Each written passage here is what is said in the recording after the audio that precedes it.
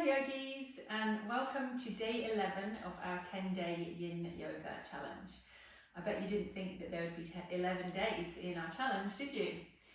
Well, this is a bonus session where I'm going to weave together all of the poses that we did over the past 10 days into one class. Now don't worry, I'm not going to be getting you to hold the poses for the full length that we did over the 10 days because that would make for a really long class. Each pose is going to be about 3 minutes long, and if it's a two-sided pose, of course, 3 minutes on each side. And I am going to trust that if you've got this far, that you've done all of the days leading up to this point. So I'm not going to give too many instructions about the poses. I'll tell you what the pose is, I'll go into the main variations and tell you the target area, and that will help to keep this practice at a reasonable length. So I hope you enjoyed this bonus class. I hope you really get something out of it and start to feel what it's like when we weave these poses together. So let's get started. We're going to begin with what we did on day 1, of course, which is our wrist stretch pose. So the target area is inside of the hands, the palms and the fingers, inside of the wrists, and maybe up the arms towards the elbow or up towards the shoulders. We access that by, generally speaking, we kneel down. We bring the palms out in front, fingers pointing away, palms down, and we turn the hands out as far as is comfortable, really. And that might be enough, or you might need to tuck the toes under or walk the hands further away. So find the variation that works for you, and I'm starting the timer. Other options, if the toes are tucked under but that starts to get tiring, you can untuck them and maybe come and sit back on something like a cushion or a pillow. And if kneeling is not your thing, that's okay, it doesn't work for a lot of people. You can sit cross-legged, or you can even sit up on the sofa and bring your arms out to the sides and do the same kind of stretch. Really all we're trying to do is lengthen through the tissues in the insides of the wrists and make sure that we keep the wrist joints mobile and healthy and hydrated.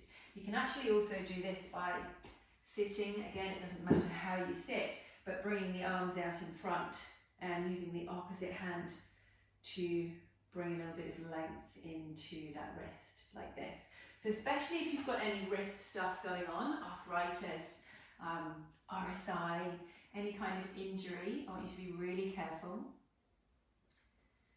And wherever you are, of course, I want you to be able to relax into it. So if you find that you're tensing up, probably we've gone a little bit too deep. Maybe we're impinging on something, some part of the joint that is not enjoying that.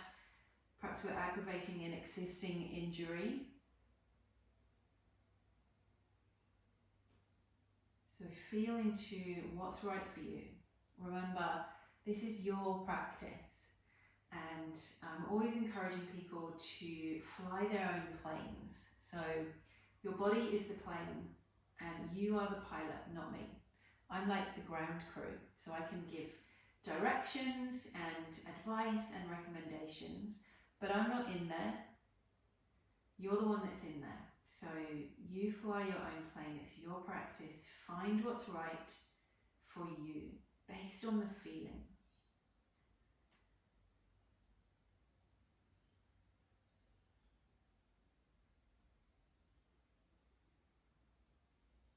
Make sure you're breathing, of course.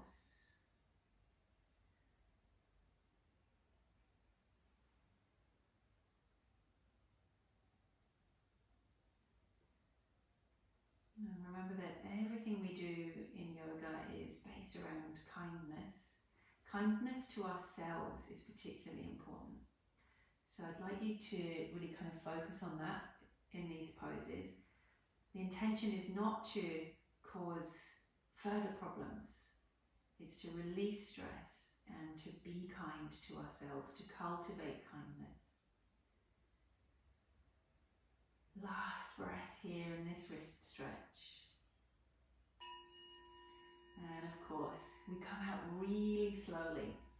So take your time And we take a seated rebound for this pose. So just letting the wrists hang out on the lap or by the sides of the body. If your seat is really uncomfortable, if you're like, yeah, I'm not really enjoying being here, change it. Just try not to use your hands or your wrists too much.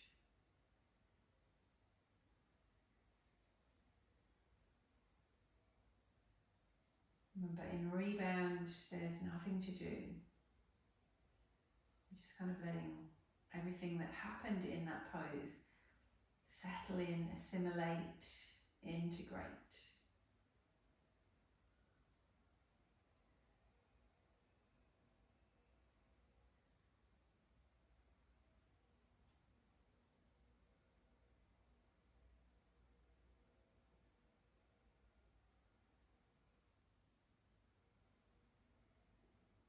Let's take a nice big breath in and a big sigh out. Awesome.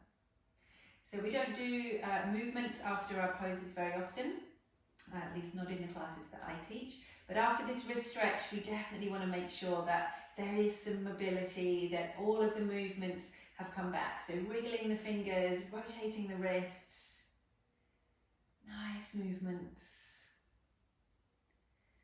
Fantastic.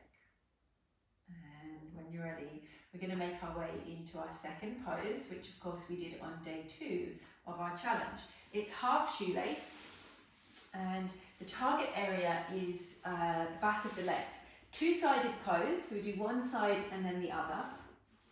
And it's a seated pose, so we sit down. If you're tight through the hamstrings and into the lower back, sit up on the edge of something. It really helps to relieve that tightness. We're going to have legs really floppy, left leg staying straight, right leg crossing over. Doesn't matter where you put the foot or the knee, you find the comfortable place. Target area back of the straight leg, so the back of the left leg, and we access that by simply melting the upper body down towards the floor. Variations here include, if there's pain in the lower back or up in the neck, then we use something like a bolster or a cushion, and we rest it just in front of the torso to give a little bit of support, like this. If you're not feeling it enough in the leg, popping a block or something underneath the heel of the straight leg. And I think over in the Facebook group we had a little bit of a chat about alternative variations, one of which is to lie on your back and get something like a strap.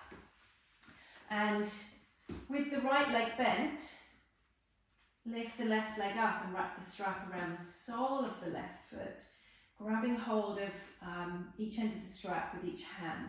And you can choose how much pressure to apply to bring the target area in, so the back of the straight leg. So you can keep your right foot on the floor, and strap, rolled up towel, scarf, tie, anything like that wrapped around the left foot, and just using a little bit of tension in your hands and your arms to come into the target area. So that is another great option. It's not a lesser version of the pose, it's a great version. So if that feels better for you, I want you to make that happen. Whichever one you're in, you're breathing and softening.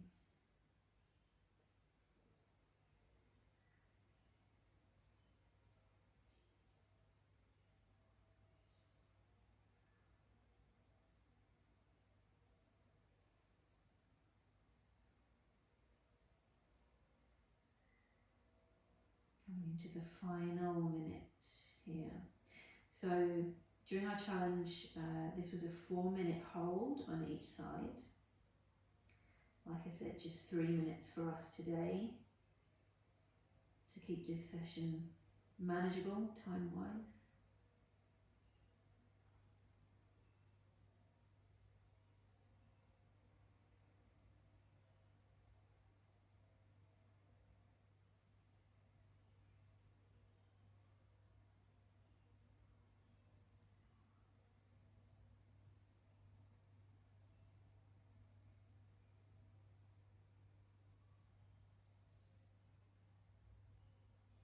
Last few breaths, softening in a little bit more, if that feels appropriate.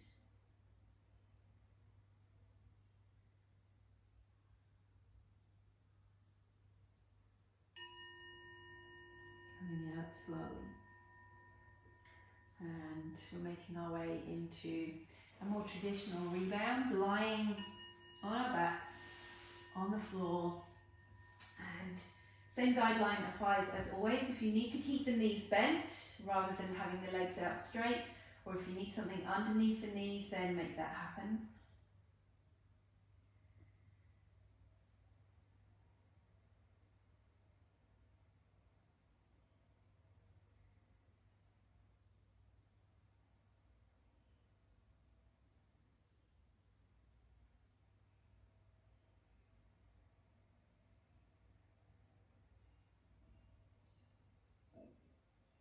Notice the back of the left leg and the back of the right leg.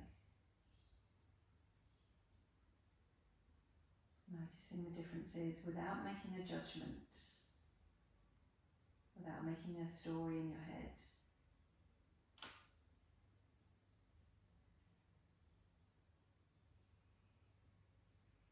One more breath.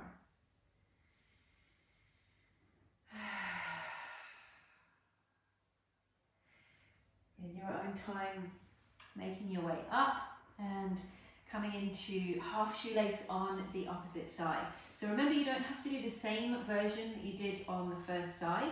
So if you want to do the version with the strap or the tie or the standard version but using a different kind of prop, then make that happen. Fly your own plane.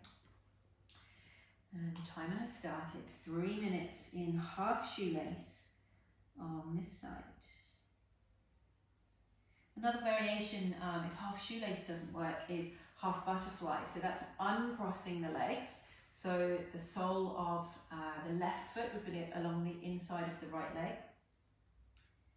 And you can see that the target area, which is what we're really interested in, is in exactly the same shape. So it doesn't really matter what you do with the left leg. It doesn't really matter what you do with the torso. So that's why I'm saying it doesn't matter whether you're deep into the pose or quite high.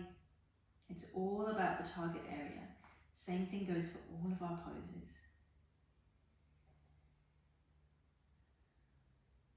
Noticing the difference on this side. Maybe you feel it in a slightly different place. So maybe on one side it's more hamstring, back of thigh. Maybe on the other side it's more calf. Remember, you may feel it extending along the spine and into the back of the neck.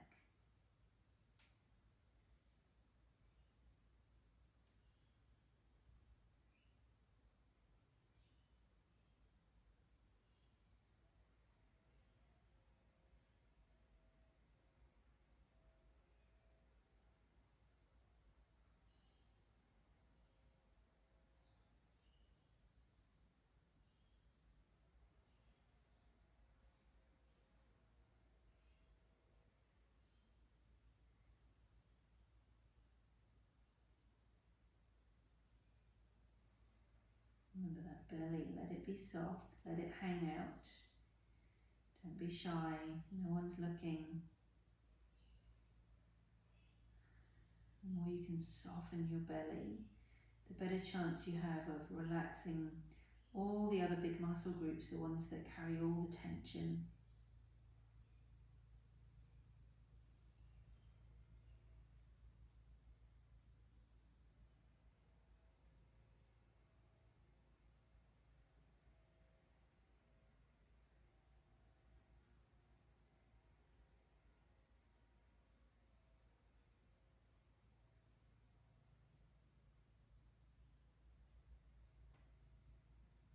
Heading into the final 30 seconds. Maybe softening in a little bit more, maybe not, maybe coming out a little bit or completely.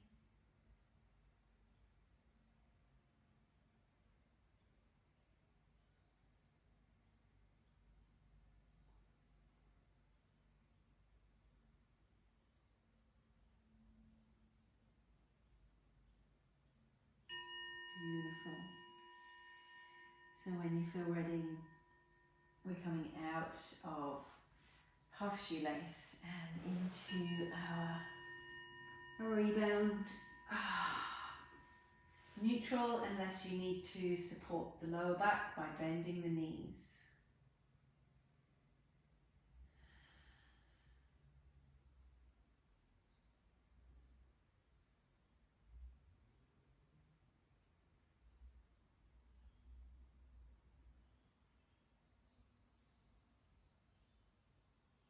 Now noticing both sides.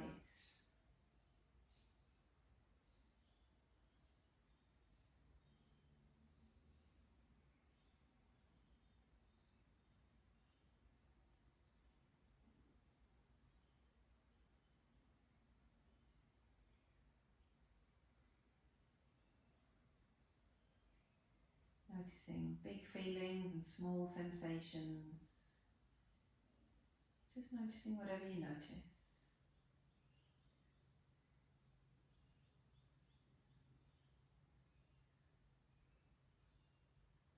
One more breath.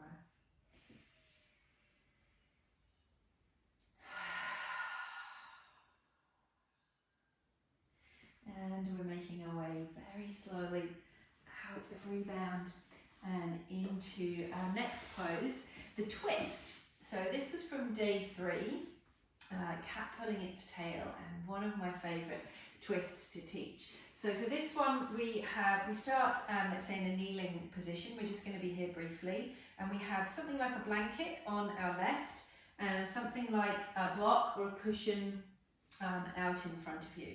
Now this is the one where it can get a little bit tricky with left and right, and make sure there's enough room on either side of you. So stay with me with the left and right, make sure you've got plenty of room on each side, and let's give it a go.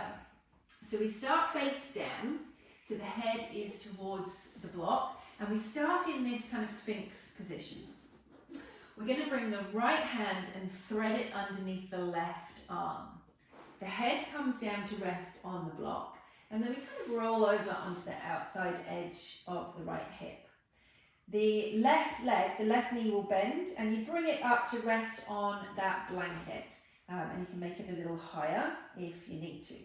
Now the right shoulder, it's wedged underneath you. See if you can bring it out and forwards a little bit. And we're going to bring the palms towards one another, and then we lift the left arm up towards the ceiling. You'll roll onto the back of your head. And then I want you to let the weight of this left arm go and just see where it ends up. So it might drop down back over your head. It might drop out behind you. The elbow might bend.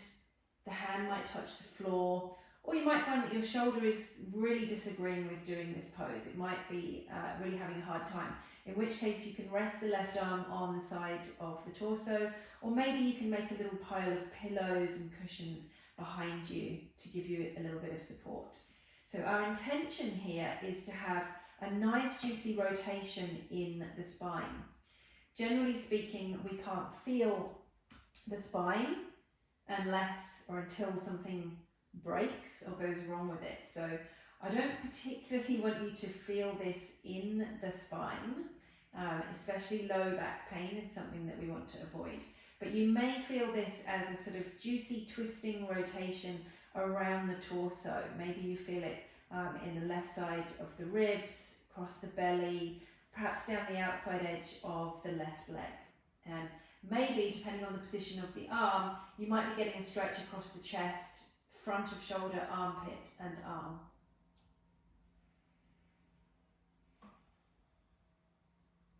Really is one of my favourite twists. And there's lots of different ways that you can modify for it. Like I said, you can, the support that's underneath your left knee, you can bring that up higher if you need to. You can support underneath the left shoulder.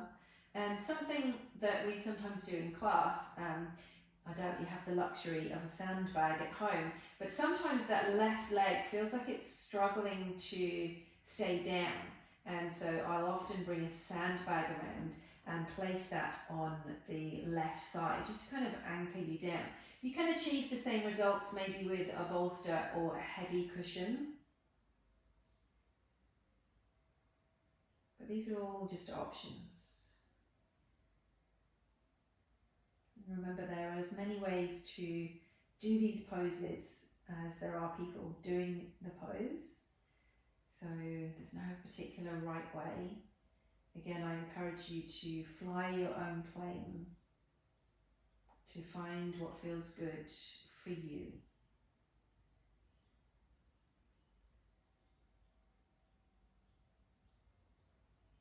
It's perfectly okay, by the way, if this left arm is floating up in the air.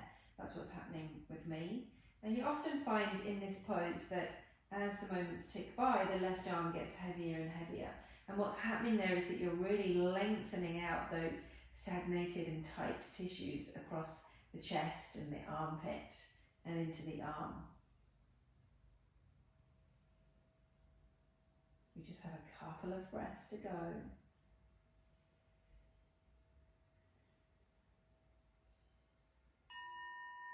Okay, so coming out, we're really careful. So super careful with that left arm. You might need to bend the elbow.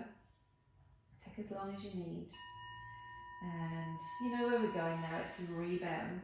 So rolling over onto your back. If your head is up on a block or something high, then bring it back down to the floor. Head on the blanket, I don't mind so much, I often do that. But we want to keep the neck neutral, or as close to neutral as possible. Now, really interesting to notice the difference between the two sides. Noticing the feelings more than what you think about those feelings. I know that's a tricky one.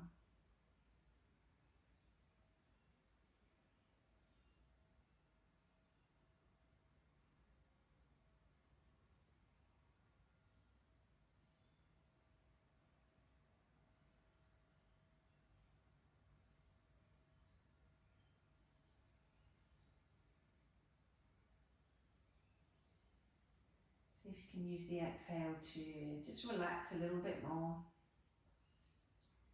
Couple more breaths here in this rebound.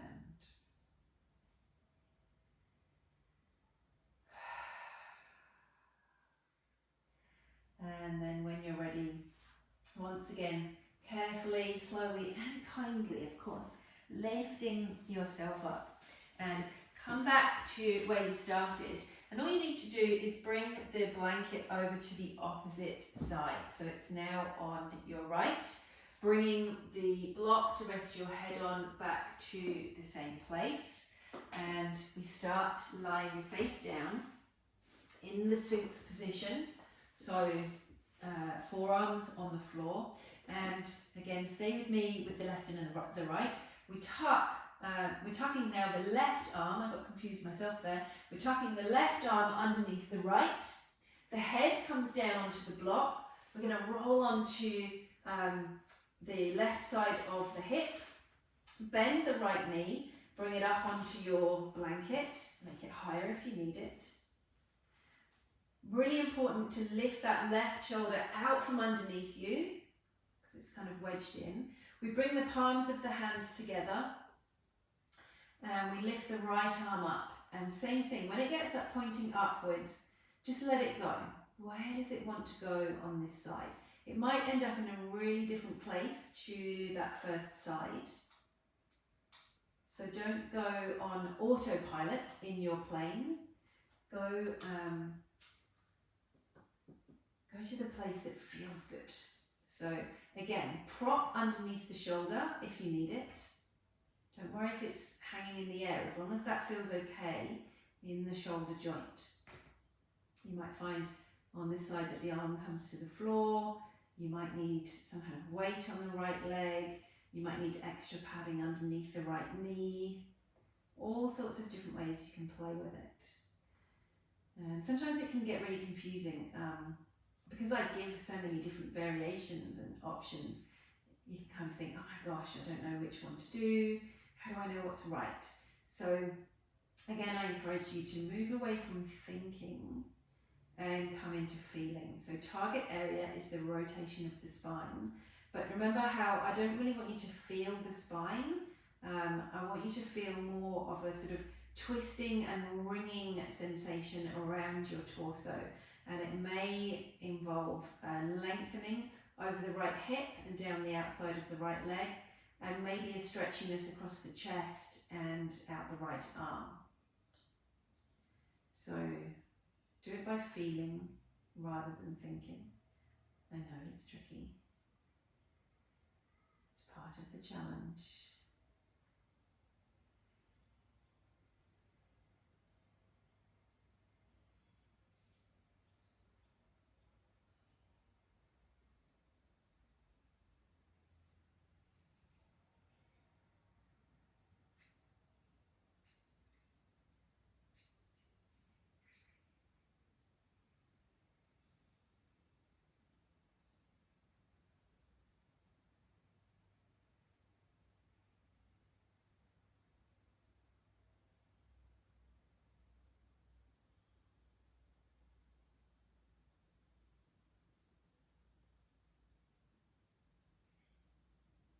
Make sure you keep breathing, using the exhale to soften and to be kind to yourself.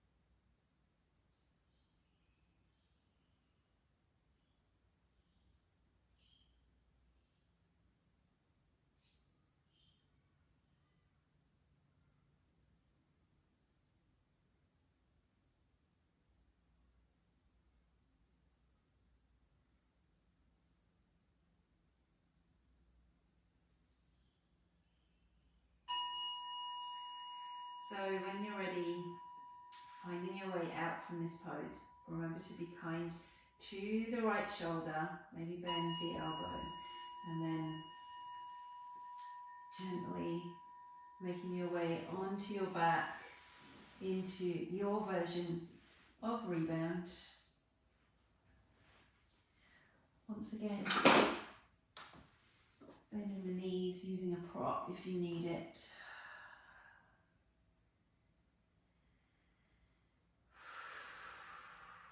Always taking a few big breaths and a few deep sighs if it feels good.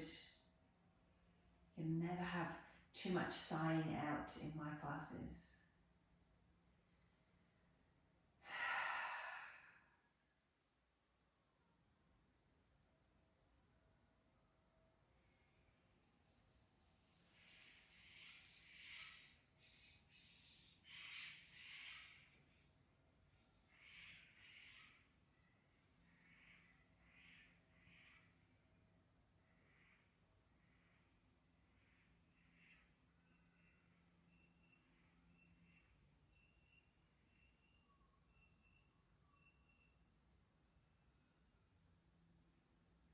Let's take one more breath here.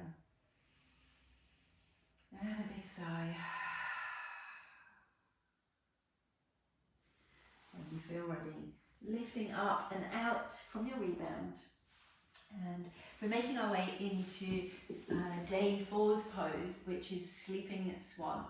Now, the target area for Sleeping Swan is the buttocks. It's a two-sided pose, so generally we feel one side and then the other. And there are various different ways that you can get into this. Now, really, please remember that the variations are not lesser versions of the pose. So if there is pain or discomfort in hips, knees, ankles or feet, you've got to do the other one. There's no shame in it, trust me. So variation 1 is to start in all fours and to bring the right knee forwards and just bring it behind the right wrist. And the right foot may or may not want to shuffle out to the left side, and maybe it goes a little bit, maybe it goes a lot, it really doesn't matter. The left leg we slide back, and then we pause here. We bring our attention to the target area, which in this instance is the right buttock, maybe the back of the right leg, and secondary target area opening in the front of the left hip, but bring most of your awareness to that right buttock. That's where we want to feel it. And as we did in day, 4 of the challenge, You can vary this with your torso. It doesn't matter what you do with the torso. You can be up or down and using any variety of props that you like to help you feel comfortable here. One variation is to, and you're making exactly the same shape if you do this one, by the way, you're just taking the pressure off, is to lie on your back with the knees bent, and one ankle, the right ankle comes up to rest on the left thigh, and you can stay like this, or you can lift the left foot up and interlace the hands around the back of the thigh. You can use the right elbow to gently press in to the right thigh. So I know that's a bit confusing. So it's right ankle to left thigh. Stay as you are. Maybe use the right hand to press the right thigh away. Come to the target area, right buttock.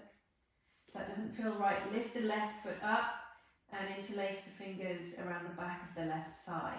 And here you can use the right elbow to press into the right thigh and giving yourself a little bit of a stretch there. So this one actually feels better for me. I'm going to stay here. You can also do this version against a wall. So you can lie down with both legs up a wall and bring, same thing, right ankle to left thigh. And then you can slide the right heel down the wall. So I'm kind of showing you now, but without a wall.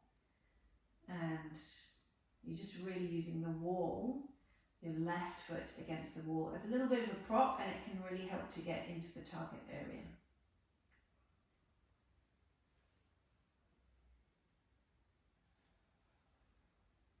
Breathing, relaxing.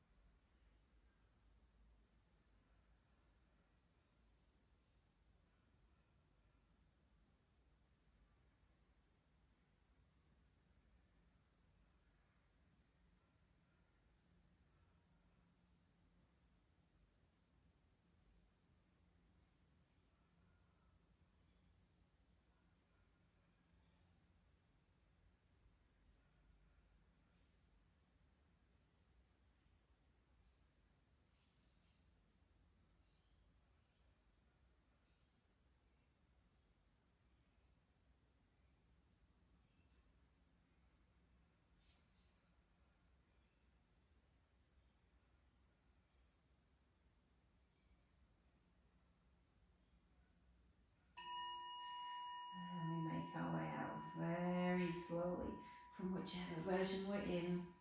Now, if you're in the face down version, you may like to take a face down rebound, and that would be a great option. Otherwise, you make your way over onto your back.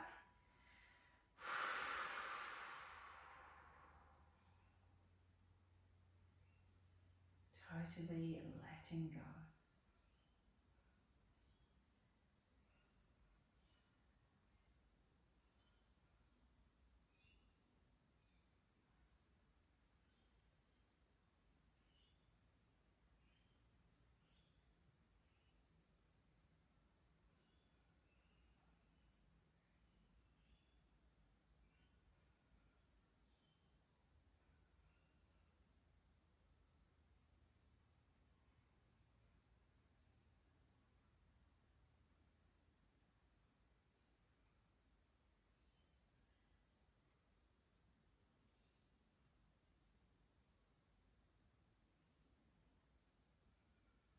Let's take one more breath.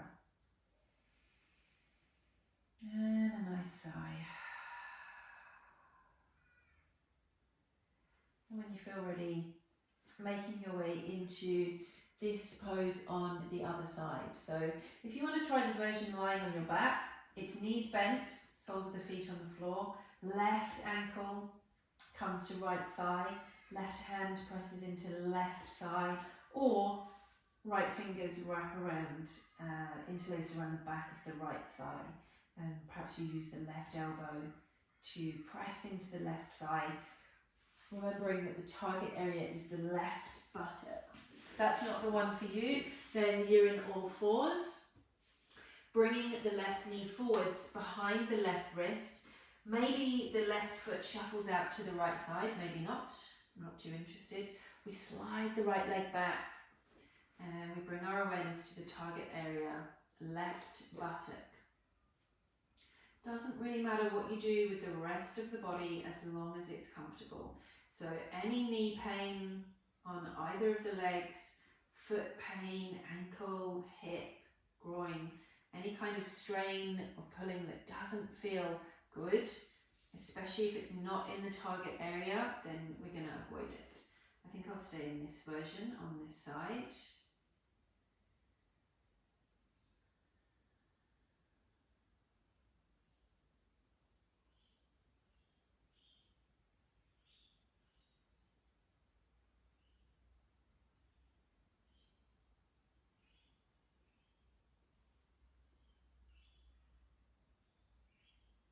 If you're ever experiencing pain in these yin poses, if you have the pain in the joint, most of the time that's really not what we're after, and I will always direct you into what it is that we're intending to feel. And sometimes people say to me in a real life yoga class, they'll say, "Oh, it hurts my knee, but that's okay. I just need to breathe through it, or I should just come to yoga more, and it would go away." And it's generally speaking, that's not going to be the case. When it comes to the joints, if we feel something that is not really that pleasant, it doesn't matter how much breathing or how much meditating or how many green smoothies you drink.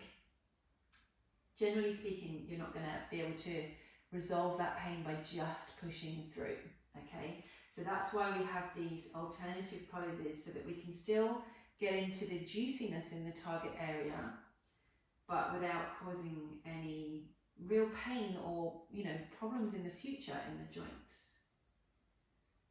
And it can be a bit of a tricky one to get your head around, especially because there's a lot of yoga out there and other forms of exercise where it's all about pushing through, and if you come twice a week, you're just going to be able to get beyond that pain, and it's not how I teach. I'd much rather that you are all flying your own plane, finding what works for you, than trying to kind of fit you all into a particular mold.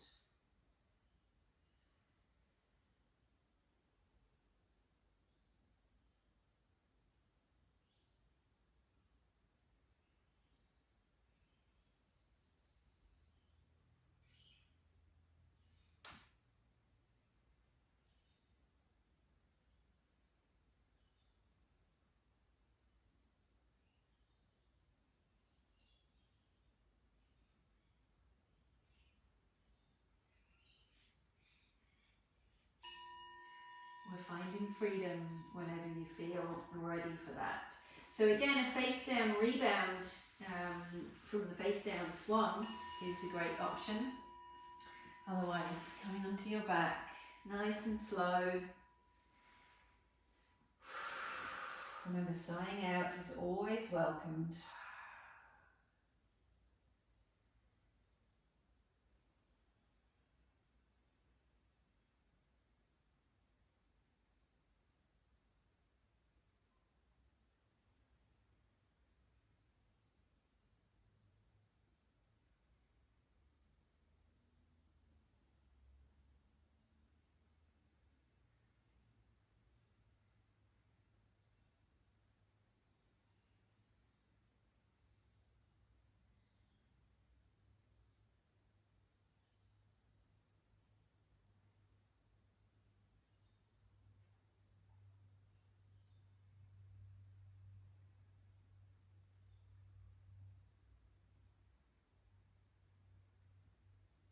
We're going to take one more breath here. And a nice big sigh. The next pose we're doing from lying down. So it was Banana Asana from day 5. If you recall, I think we did this one for 6 minutes. Of course, we're not doing that today. So Banana Asana is a side stretch. We're making a banana shape with the body. The key is to keep the bum cheeks and the shoulder blades on the floor. So we're not rolling over onto the side like this, we're staying nice and flat. So from this flat position, we're walking both legs over to the right, both legs, and then we walk the head and the shoulder blades over to the right as well. So we're making this banana shape and lengthening into the left side of the torso. And if you recall, the arms are optional here, so they can stay by the sides of the body, or you can lift one arm up or both of them. It really doesn't matter. If it adds to the juiciness in the left side of the body in the target area, then it's great. If it causes problems in shoulders, then we just give it a miss. And you can have the elbows bent. It might be that your arms don't touch the floor, so you might want to rest them on something. It's okay if they're floating, as long as that's comfortable, as long as it's not causing pain in the shoulder joint. So left side of the body, somewhere from the left ankle, up the sides of the legs, across the hip bone, up the side of the torso, and maybe up the arm. For those of you that need it, the alternative pose is mermaid. Same thing, side stretch, but we kind of lie on our sides instead, and we use something like a bolster and a block. So to stretch on the left side, we lie the right side of the body down over the bolster. We give the head some support, and again, it's optional to lift the arms up. So it's pretty much making the same shape. We're using the bolster or the cushions to support that. But for some of you, it's just going to be a more accessible pose, a juicier pose, a more comfortable pose. In Banana Asana, you can cross one ankle over the other. Sometimes that helps to make you feel more anchored. Sometimes it helps to increase the stretch. Don't do it if it doesn't feel good. Sometimes it causes low back pain to cross the ankles over, so don't do it if it's not right.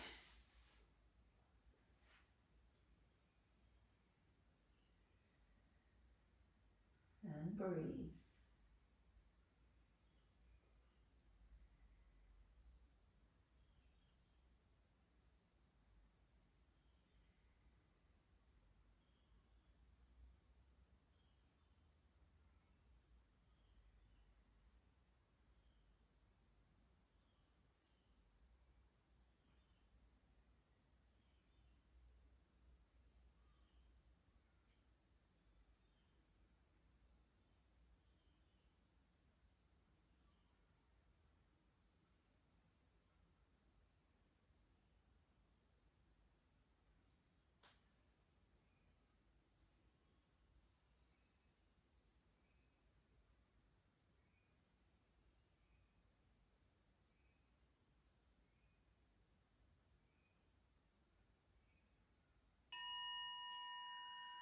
When you feel ready, arms come down first if they were up. Same thing with mermaid, move the arms first and find your way into rebound, just nice and neutral. Now, you might feel taller on the left side, longer. Of course you might not, and that's okay. There's no rules here.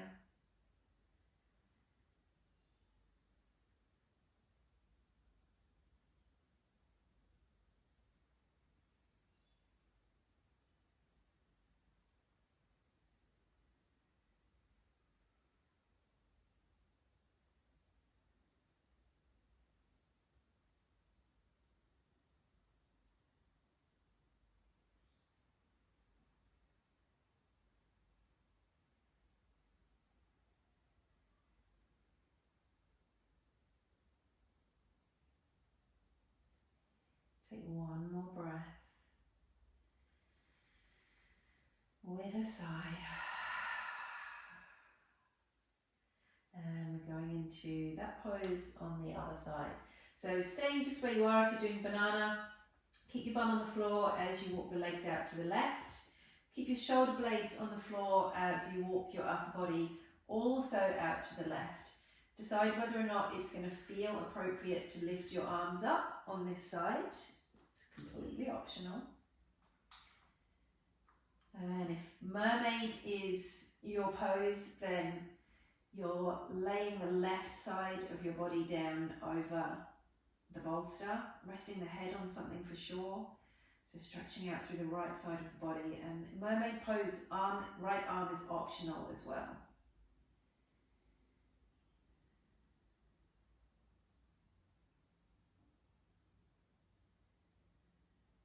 So target area, right side of the body, somewhere from the heel, the ankle, all the way up to the armpit and up to the pinky finger. Optional if your arm's up. Now, that's a big area. It's really going to be unlikely that you feel all of that. We tend to feel it in the area where we have the most restriction. And so, for example, right now I feel that more probably across my right hip in this region.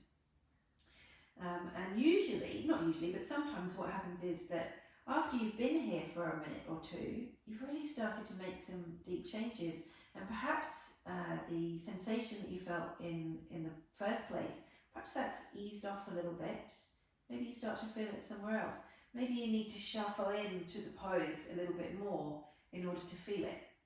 Now, we're not pushing that, we're not forcing it. In Yin Yoga, it's much more about yielding. So we just put the body into a shape and we kind of let go of control and just do it based on feeling, like I've said, rather than thinking. But we're always experimenting.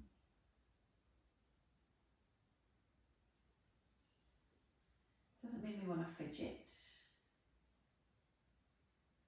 Only because fidgeting engages muscle, and in Yin Yoga we're more interested in deeper tissues and relaxing muscle to get to those deeper tissues.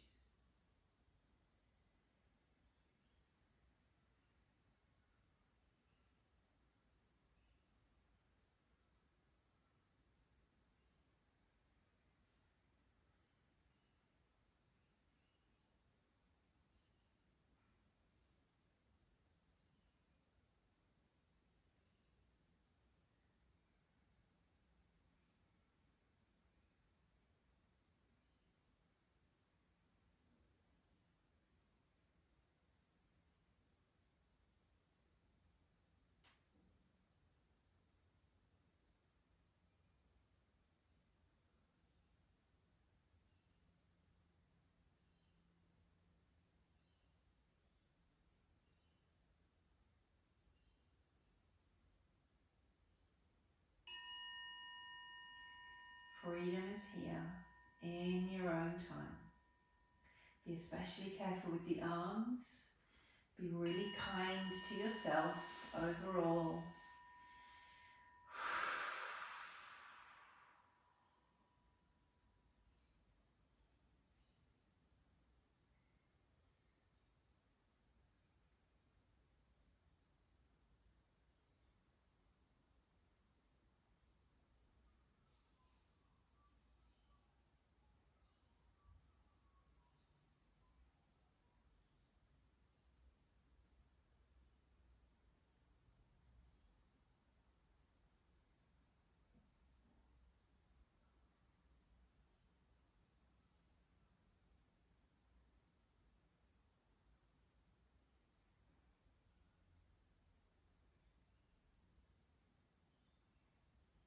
Let's take another breath.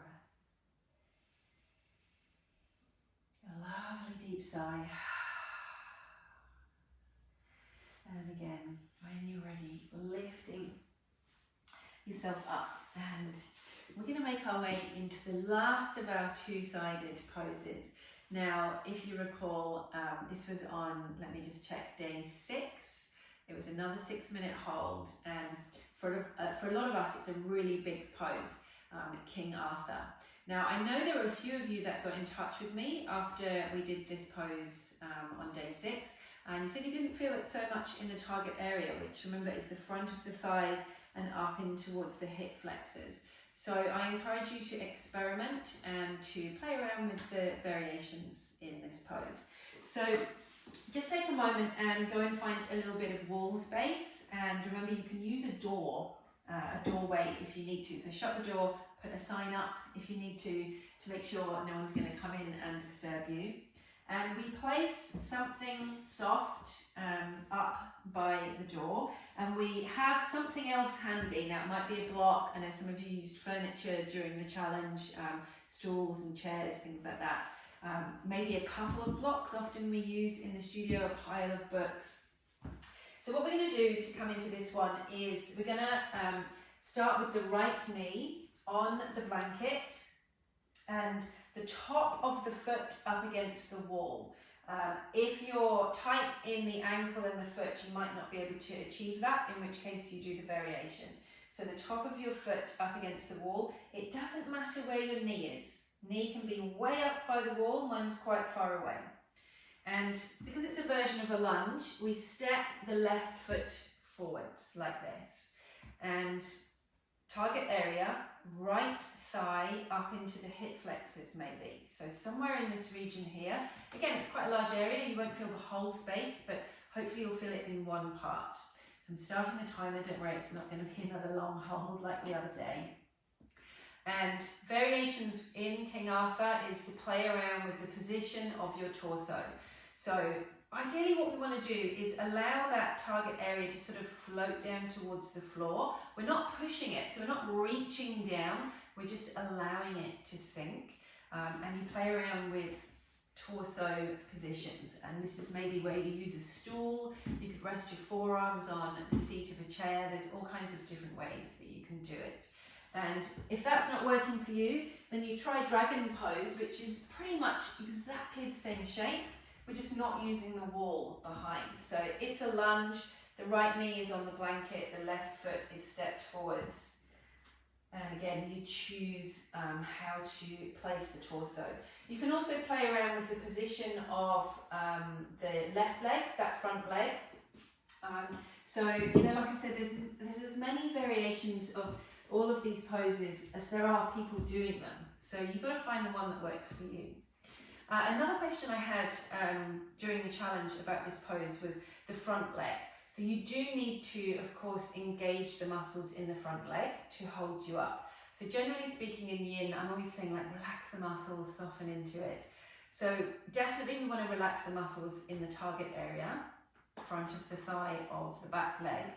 Now that is maybe achievable, maybe you think that sounds crazy, especially in a pose like this. But sometimes we do need to engage muscle in other parts of the body, and that's cool. So for example, now my front leg, my left leg is quite switched on, and my right arm is resting up on the block. That's quite switched on as well. Makes it easier if you lock your elbow rather than having a bend in the elbow, then your muscles won't get tired in your arm. So yes, absolutely. If you need to engage muscle elsewhere in your body to maintain the pose, that's fine. As long as you're not kind of holding your breath and sort of huffing and puffing your way through this. We want it to be generally kind of a sense of softness and yielding. Find your own way through this. And by the way, one of the poses that we're going to do, hang on, let me just check, 1, 2, 3 poses out from this one, has a very similar target area. So if this doesn't work for you, that's cool. Not every pose is going to work for every person. So maybe hang out for that one.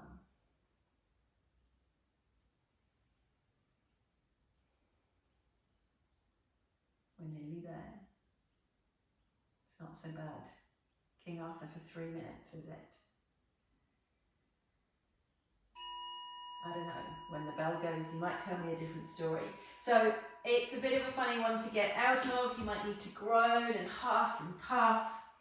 You take your time, you find rebound, and it might be a face down rebound. If that's where you land, then that's where you land. That's cool.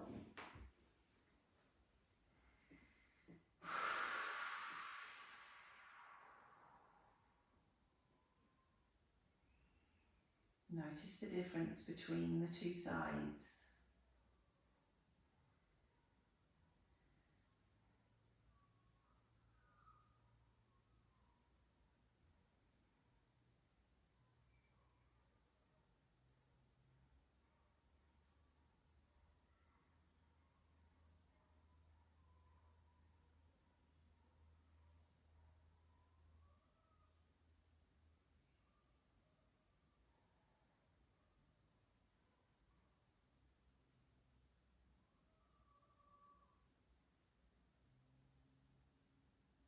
Taking a final breath here.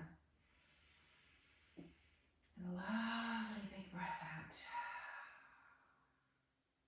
And I know you're super keen to lift up and find that pose on the other side. So we're popping props back just as they were. This time it's the left knee that comes onto the blanket. Don't worry about where the knee goes, as long as there's no knee pain.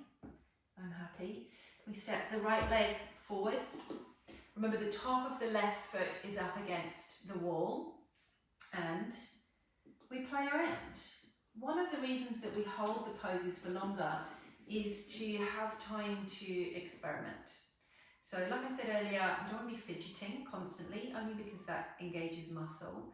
But by all means, certainly for the first 30 to 60 seconds of each pose, try a few different variations. Like, that's cool. It's one of the reasons we spend a bit of a longer time in the pose. The alternative, if you need it on this side, is to make pretty much the same shape. Lunging, we just ignore, we don't have the back foot up against the wall. We leave that part of it out, so the top of the foot is resting on the floor. Whichever version you're in, it's about sort of sinking and melting down. No pushing, no forcing. Also, no knee pain. It's one of my golden rules.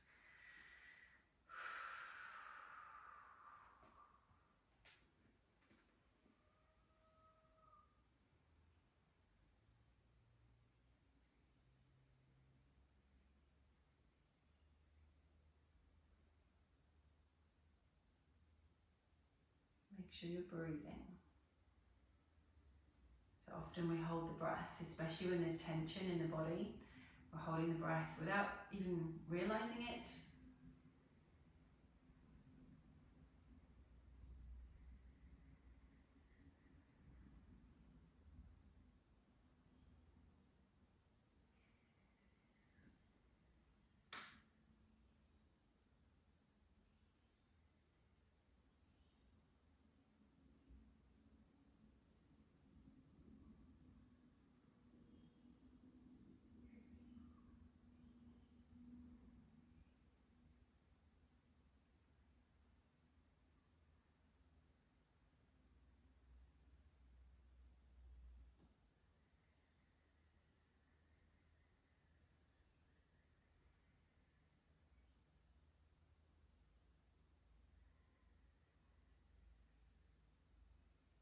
We're well into the final minute.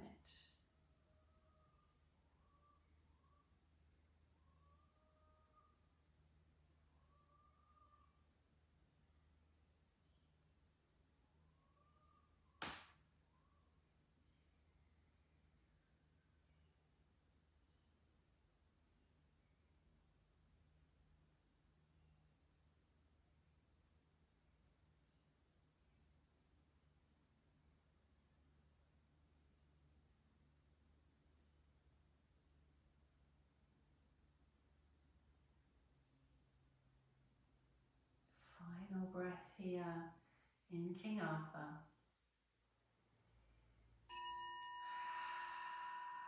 Freedom is all yours. So take as long as you need, finding the best way out of this pose, whatever that is, and your rebound.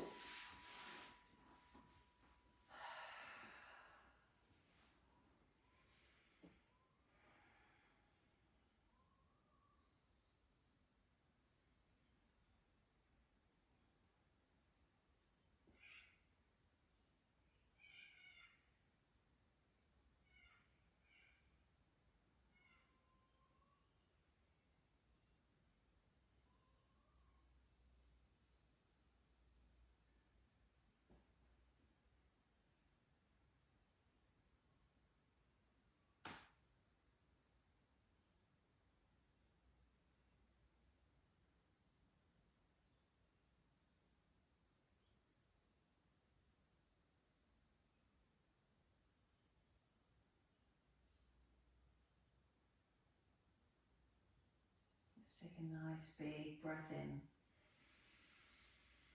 Long sigh out. And we're lifting up. And we're making our way into the final few poses. So the last poses now are what we call symmetrical poses. So just kind of one side, if you like, not two sides. The first one is caterpillar. And as it's a seated pose, if we're tight in the hamstrings, we find something to come and sit up on the edge of, whether that's a cushion or blankets. I'm just getting the bolster here just in case, just to show you a variation if there's back pain. If you don't suffer from anything like that, you probably don't need it. So we sit with the legs outstretched. I shouldn't say outstretched because I don't want you to stretch them. I don't want you to reach them. I don't want you to kind of tighten them up. I want you to let them go really floppy. The target area is the back of the body. So somewhere from the heels, up the back of the legs, through the buttocks, along the spine, back of neck, back of head. We access it just like in half shoelace by letting everything soften down towards the floor. So really, really soft, floppy legs. If you need to increase it, you place something underneath the heels to lift the feet. If you need to relieve any low back pain, grab hold of a cushion or some pillows and maybe even make a pile of them to support the head and the lower back. And just like with half shoelace, where we did it lying on the back with the strap wrapped around one foot, you can do this with the strap wrapped around both feet if that feels like a good option for you. There's also an option to do this as a standing pose, so standing up and making exactly the same shape. It's called dangling pose. You simply dangle the upper body down over the legs. And if you're not feeling it much in caterpillar, or if you feel especially tight and it's a struggle to stay here sitting on the floor, then dangling could be a really great version for you. Standing up, it doesn't matter how far apart the feet are, you choose, and then you let the upper body sink down over the legs. But if this is working for you, then there's nothing else you need to do. Maybe soften the belly, that's it. Maybe lift the corners of the mouth into a little bit of a smile. Being kind to yourself.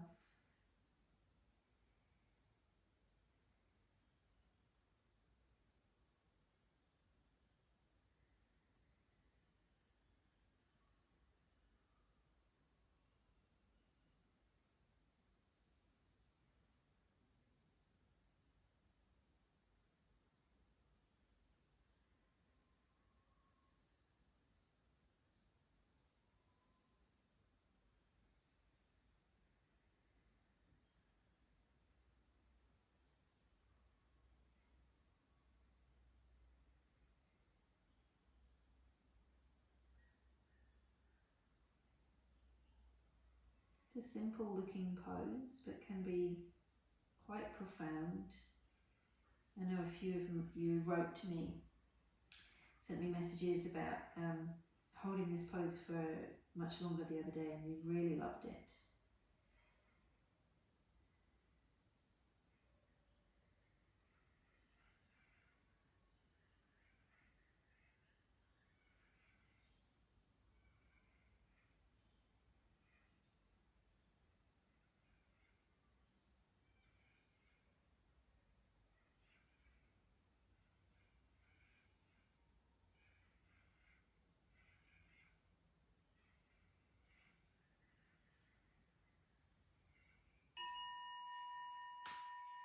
So 3 minutes passes quite quickly in comparison to the 7 that I think we held that for the other day. So we're coming once more into rebound.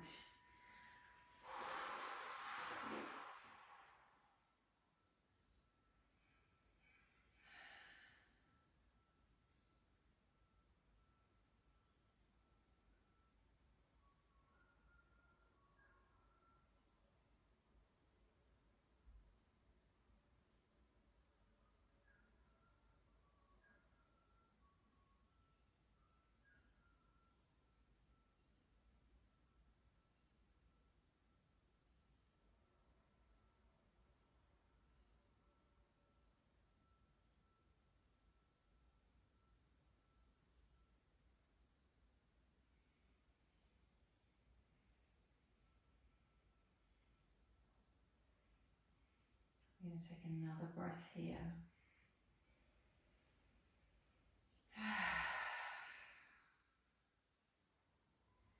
And gently, gently coming out, ready for everyone's favourite frog pose. So this is the one that gets us in the inner thighs. And for this one we use definitely supports for the knees, whether that's blankets opened out nice and long, or whether it's a couple of piles of cushions. It doesn't need to be very high, so pillows is probably too much, but definitely enough thickness to support the knees. And have any other props handy, because once you're in it, you don't really want to have to come out of it. So we're starting in all fours, and knees are on your support, hands down on the floor. We slide the knees out to the sides, and we stop when we feel a significant resistance. Really important not to hold on tight, so you're not drawing the knees and the thighs back in. I know you want to, but see if you can let go of that. So the target area is the inner thighs. Of course, there are many ways to vary it. So maybe your variation is just this. Maybe yours is to give yourself something to rest on, whether that's bolster, cushion, or the floor. Forehead can come onto something. There's lots of different ways that you can play around with that. And then other ways is to play around with the feet and the sitting bones. So toes can be pointing towards one another, or the shins can be parallel, or anywhere in between. So have a bit of a play around with where the feet want to be. The sitting bones can be way back towards the heels, or really quite far away. So one is not better than the other. As long as you're feeling it in the target area, I'm happy. If this doesn't resonate with you, you come and sit maybe on the edge of a folded blanket. You have your legs out wide. Look, it's the same shape in the target area. We drop the upper body down. The depth doesn't matter. It just helps us to create that sensation in the inner thighs. So that version, the seated version, is called dragonfly pose. There's also a wall version of dragonfly. So you lie down, you have your legs up the wall, and you just let them drop out to the sides. Either of those just as valid as doing frog pose. So, and especially suitable for anyone that's struggling with pain in the knees, or anyone that's not feeling it in frog. I know those of you who feel it quite strongly in frog right now saying, who wouldn't feel it in frog? But it's not an intense pose for everyone. For lots of us, yes, but not for everyone.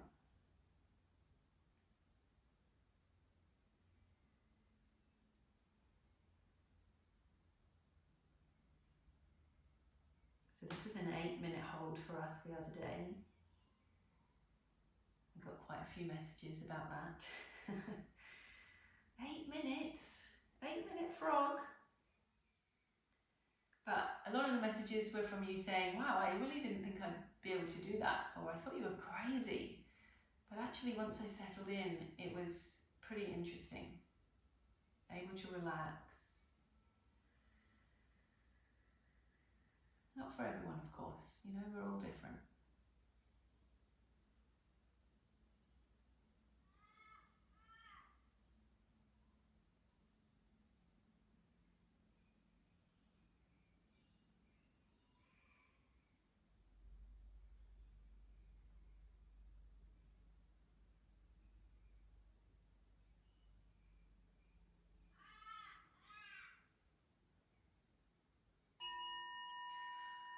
And when you're ready, we're making our way out. Now, coming out of frog is not sexy. It's not glamorous. You might need to groan or sigh. So take your time, and we make our way down into our rebound. Feel into those juicy, delicious inner thighs.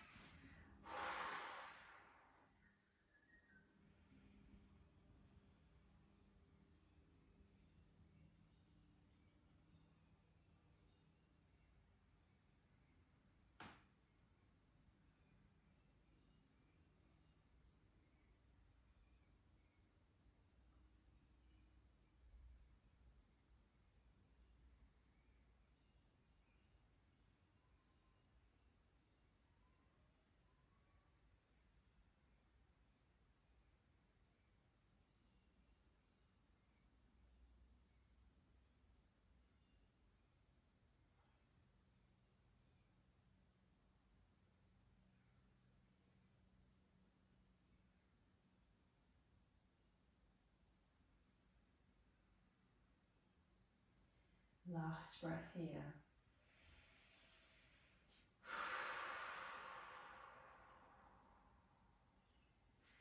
Just a couple more times. I'm going to ask you to lift all the way back up.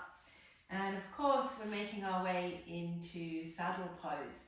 Now, when we did King Arthur, if you remember, I said if you don't really feel it in the thighs here, not too much of a big deal, because we're going to come into another pose that might just hit the right spot. And this is it, saddle pose. So for saddle pose, have something like a pile of cushions or pillows ready.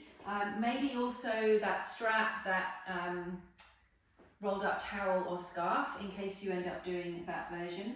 And I usually like to have a little bit of an extra thing like a block handy as well. Lots of different ways to come into this pose. The first one is to start kneeling, target area front of thighs.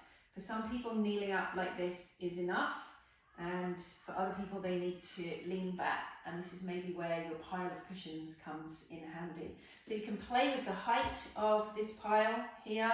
Often in class, you know, I call them bolster mountains, 2, 3, 4 bolsters, or a variety of different props mixed up.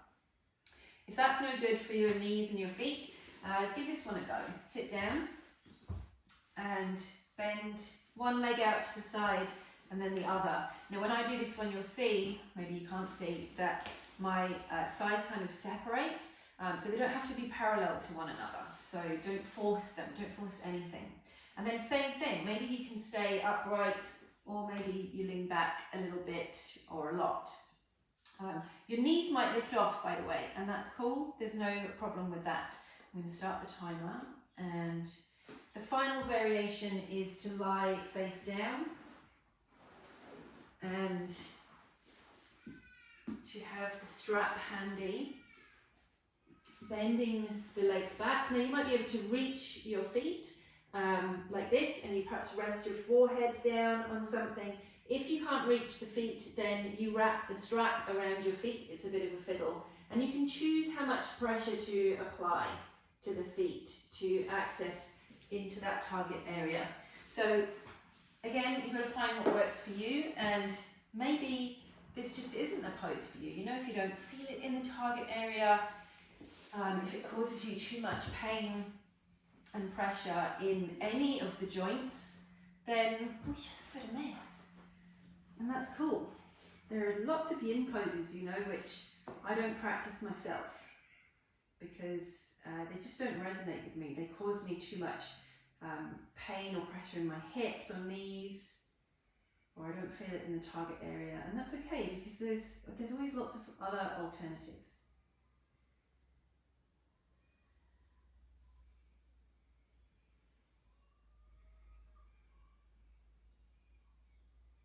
So this was a 9-minute hold the other day. So we're not doing anything near that today.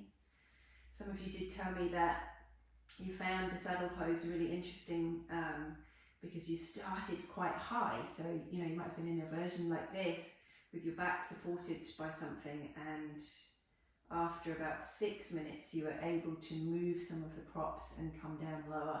Now, I don't want you to take from that coming down lower is the goal. It's about creating space in the target area, so front of the thighs and up through the hip flexors in towards the torso. Of course, because we're not holding it for so long, you're not going to get that same kind of outcome. But still, 3 minutes is enough to have started to have made a deep change at a cellular level in your body.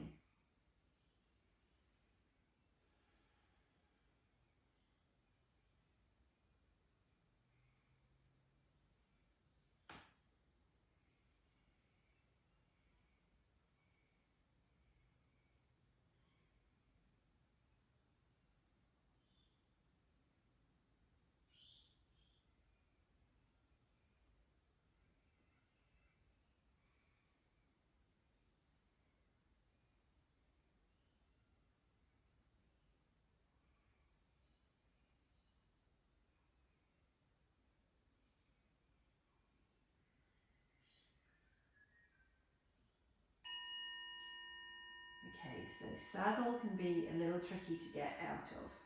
In the real world, I would say, let me know if you want me to lift you up, but I can't reach through the screen and help you out with that. So you need to do it really carefully. Tuck your chin in. You might need to use your hands or your elbows to lift you up. You may even need to shout out if there's anyone else in your house to come and give you a hand. Be really careful with the knees, careful with falling props, and it's rebound.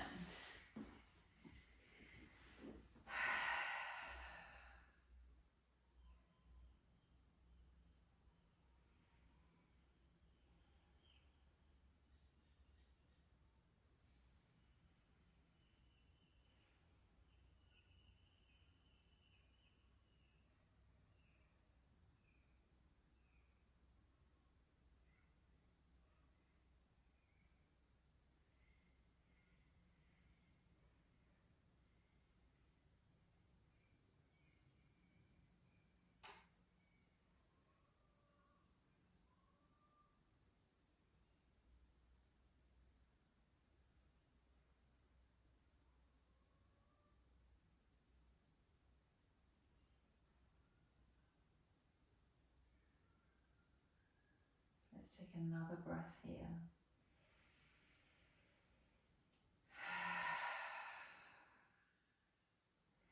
And we're almost there. Just one more time.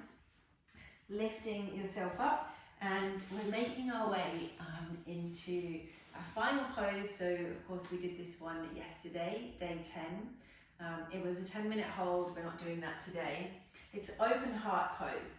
So something up towards the back of your mat to support your head, something like a bolster or rolled up blankets or towels, and when you're doing that you can choose the height that's appropriate for you, and then we sit out in front of that bolster. So we want to, it's called open heart pose, we're opening up through the heart space, so we need that prop to be at the back of the heart to create that opening. So find the right spot, carefully come down. Now double check that your arms are able to relax on the floor. If they're still on the bolster, then you probably don't have it in quite the right spot to get the opening in the heart, and your arms will be uncomfortable. So arms resting on the floor, really gently moving the head back and starting with the height that feels appropriate for your neck in this moment, not necessarily just what you did yesterday. Make sure it's nice and supported. And with the legs, now you might feel as though your legs have had enough of a workout. We've just come from saddle and from frog, so you might want to keep the knees bent. You may want to straighten them, make sure that doesn't cause any pain in the lower back. If it does, you just bring the knees back. And another option is soles of the feet together, knees wide. Probably the most relaxing way to do this is knees together, feet wide. So if you're ready for that, make that happen. So, as always, we focus on the target area, heart space, chest, belly, front of shoulders, maybe arms, maybe the throat.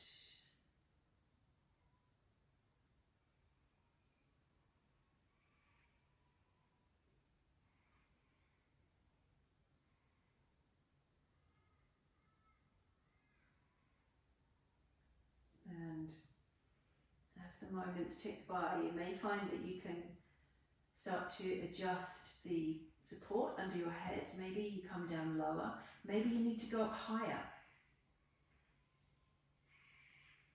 Remember, you're flying your plane. Make your choices based on feelings, not ego or thoughts or memories or expectations.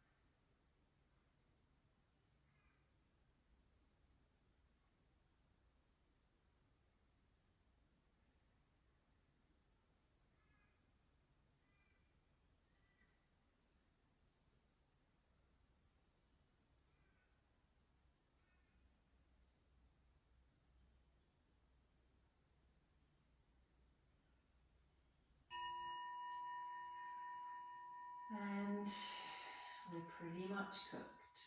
So, as always, really slowly. So start with the legs. So bring the soles of the feet to the floor, knees pointing up to the ceiling. Bring the hands to the back of the head. Lift your head up carefully. Be really kind. And then either lifting straight up or rolling slightly over to the side. And move the props. And we're finding a final rebound of this delicious practice. Nice and neutral. Knees bent, support under the knees if you need it, or legs straight, I don't mind.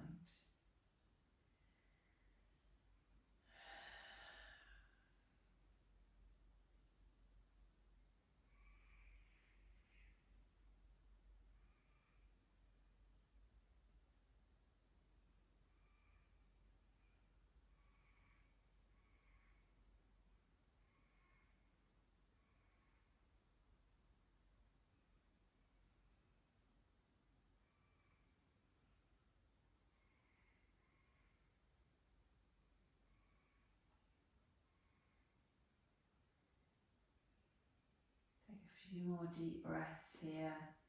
In this rebound, just noticing your whole body, tuning into all the different target areas that we've worked, all the different poses that we've done, and all the work that we've done, not just on the physical level, but mental and emotional, energetical.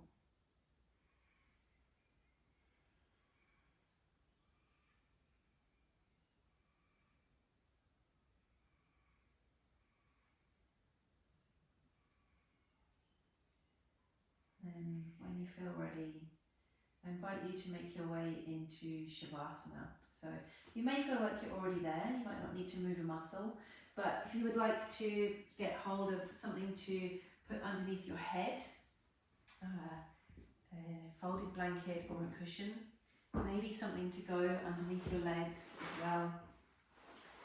And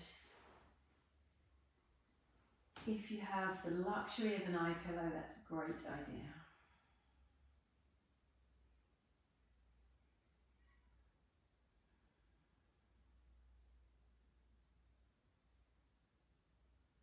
Remember that Shavasana is actually the goal of the practice of yoga. So even though we've spent the last 10 days focusing on individual poses and individual parts of the body, the reason that we do all of those poses and stretch and open, the real reason is to allow ourselves to sit or to lie in Shavasana or in meditation quietly and at peace with ourselves. So of course we get lots of other kind of benefits on the way. We get flexibility and all of the physical and mental and emotional benefits. But really our intention is to be able to be at peace with ourselves just for a few moments.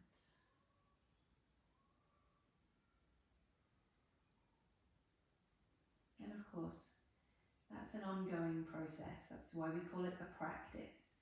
So don't worry if you're here in Shavasana and you're thinking, wow, I'm not sure if I've attained that level of peace. That's cool.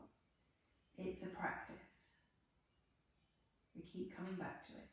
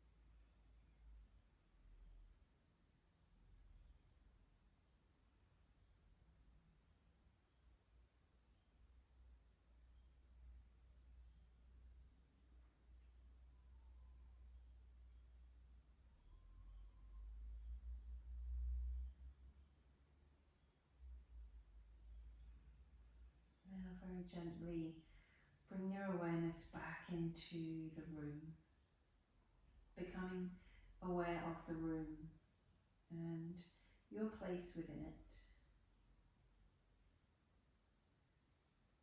Gently start to deepen your breath.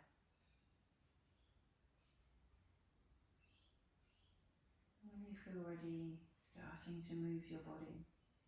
So maybe just start by licking the lips and swallowing, opening and closing the jaw. And then wriggle the fingers and toes, the hands and the feet.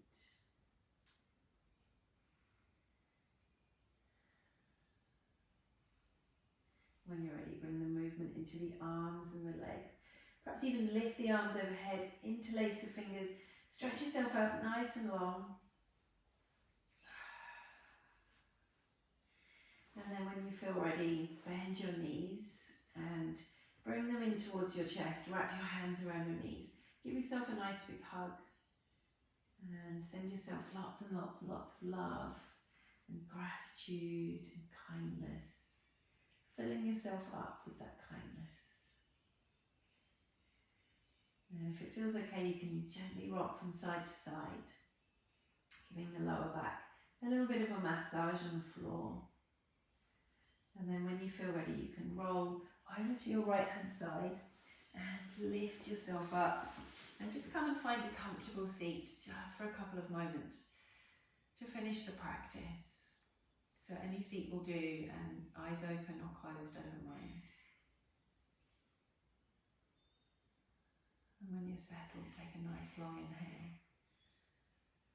with a slow, deep exhale. And just take a moment to really notice how you feel right now. After those 10 poses, some of them 2 sides, each held for 3 minutes. Notice the body and the breath and the mind and the heart, your energy. Notice your whole being.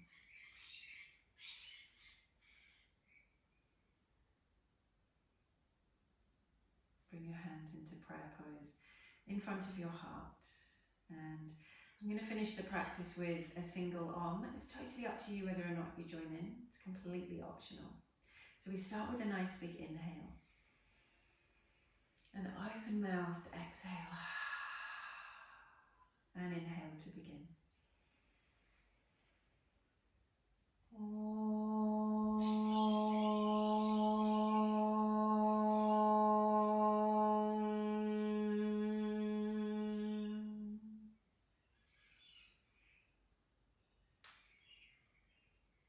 Gently lift your fingertips to your forehead. Kind thoughts. Down towards your lips. Kind words. And back to your heart.